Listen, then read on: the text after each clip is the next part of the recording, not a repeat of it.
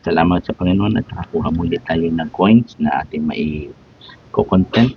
Ayan, ang challenge ko, yung mga nakaraang video ho, basta meron kayong kagaya nito na barya, palitan po natin yan ng 300 pesos sa Gcash.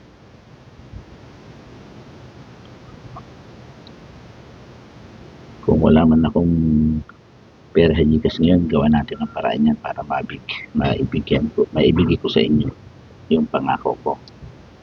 Okay, yan, ano nga ba makikita dito? Yan, taong 2019.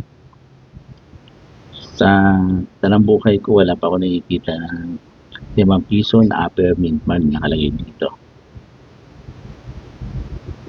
At tagal-tagal lahat, halos na dumadaang pera, coins, na NGC series po sa kamay ko ay wala ko nakikita upper mint man. Ayan, 2019.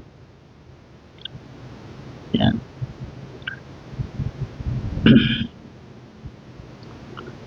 At ang likod po, siyempre tayabak, wala nang iba. Hindi lang naman po yan eh.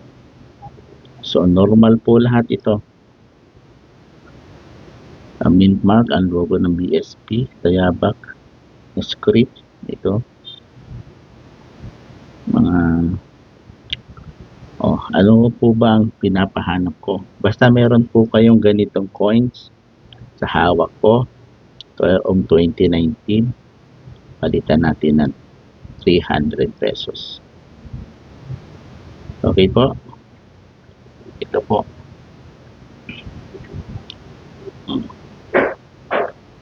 Ano po, hawakan natin yan. Ano po ba ang hinahanap natin?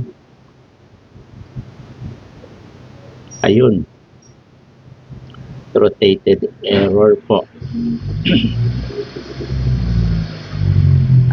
Konting kuwan lang naman siya. Tawag dito. Konting adjustment lang.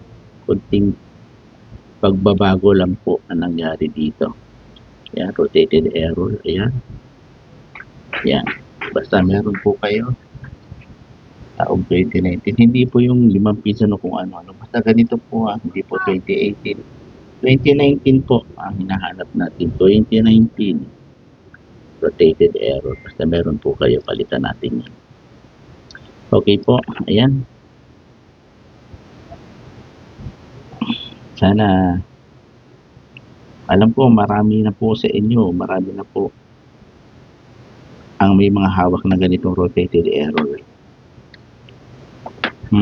Isa lamang po, hindi ko naman sinasabi bawat isa palitan ko. Challenge ko lamang mga basta meron kayo. Okay? Ayan. Ayan po. Sana ingat po tayong lahat at yan, God bless you po sa inyong lahat. Ingatan po ng Panginoon ang inyong mga pamilya. Bye-bye po. Bye-bye.